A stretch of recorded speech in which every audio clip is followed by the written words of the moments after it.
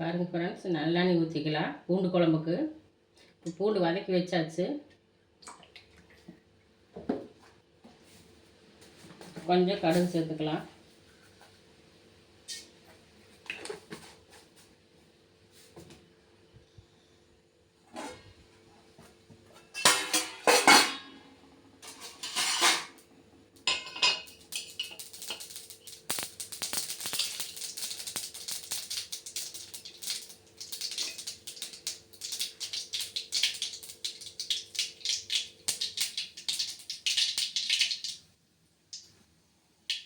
இப்போ மறுபடியும் அதே பூண்டை வந்து மறுபடியும் எண்ணெயில் வதக்கிக்கலாம்.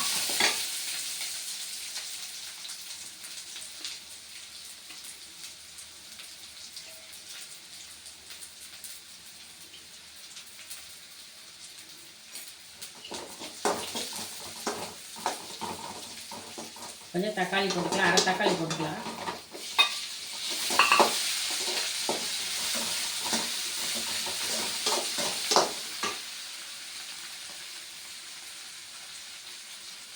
கொஞ்சம் கருவேப்பிலை தழை போட்டுக்கலாம்.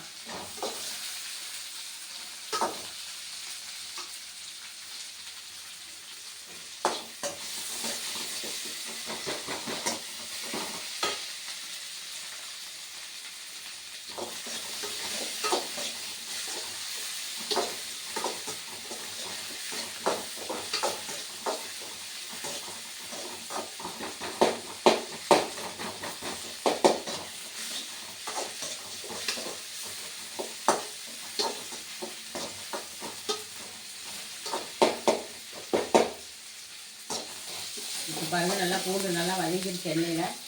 இப்போ அடுப்பு சிம்மில் வச்சுட்டு ஒரு 1.5 ஸ்பூன் தனியாத்தூள்,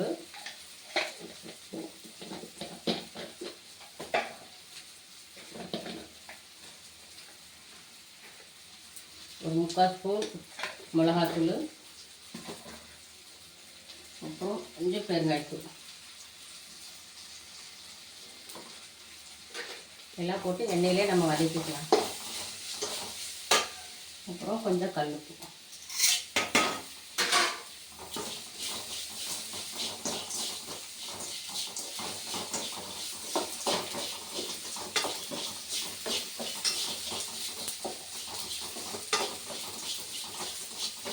இப்போ நல்லா வதங்கிடுச்சா? இப்போ நம்ம கரைச்சி வச்ச புளியை இதில் சேர்த்துக்கலாம்.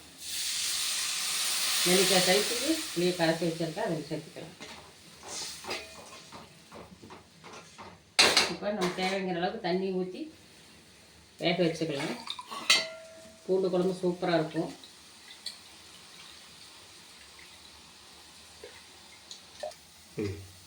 பாருங்கள் ஃப்ரெண்ட்ஸ், இது வந்து ஊர்லேருந்து வரும்போது வந்து கருப்பட்டி வாங்கிட்டு வந்தேன். அந்த கருப்பட்டி தான் உடச்சி வச்சுருக்கிற. வெல்லமும் இருக்குது, இருந்தாலும் கருப்பட்டி போட்டால் நேச்சுரல், உடம்புக்கு ரொம்ப நல்லது. இப்போ வந்து பூண்டு குழம்பு கொதிச்சுட்ருக்குது. ஒரு சின்ன சைஸுக்கு கருப்பட்டி இடித்து உடச்சி போட்டேன்.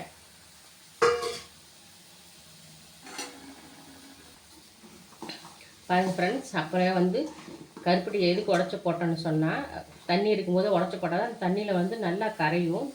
பூண்டு குழம்புல தண்ணி ட்ரை ஆகும் கூட போட்டோம்னா கரையிறதுக்கு லேட் ஆகுன்னு சொல்லி கொஞ்சம் தண்ணியாக இருக்கும்போது நான் கருப்பட்டி போட்டேன். இப்போ பார்த்திங்கன்னா இதில் ஜீரகம், வெந்தயம், கடுகு 3த்தையும் போட்டு வறுத்து டை ரோஸ்ட் பண்ணி வச்சுருக்கேன்.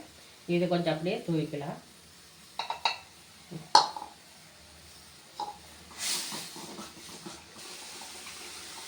பாருங்க ஃப்ரெண்ட்ஸ், பூண்டு குழம்பு நல்லா எண்ணெய் பிரிஞ்சு வந்து நல்லா தலைன்னு வெந்துட்டுருக்குது. பாருங்கள், இந்த குழம்பு பார்த்திங்கன்னா உடம்புக்கு அவ்வளோ நல்லது.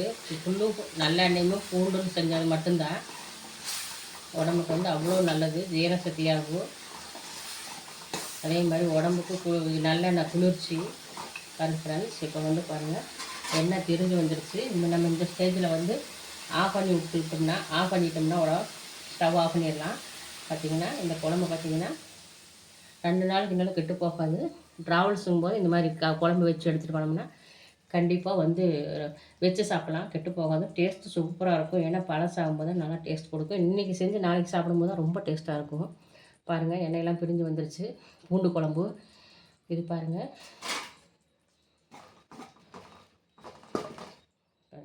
ஃபுல் பூண்டில், அது நாட்டு பூண்டு, பெரிய பூண்டு கூட கிடையாது, சின்ன பூண்டு தான், நாட்டு பூண்டு போட்டு செஞ்சுருக்கிறேன் பூண்டு குழம்பு. ஓகே ஃப்ரெண்ட்ஸ், இந்த குழம்பு உங்களுக்கு வேணும்னு நினச்சிங்கன்னா நீங்கள் கமெண்ட் பண்ணுங்கள், உங்களுக்கு நான் பார்சலாக அனுப்புகிறேன். ஓகே ஃப்ரெண்ட்ஸ், பிடிச்சிருந்தால் லைக் பண்ணுங்கள். Okay bye.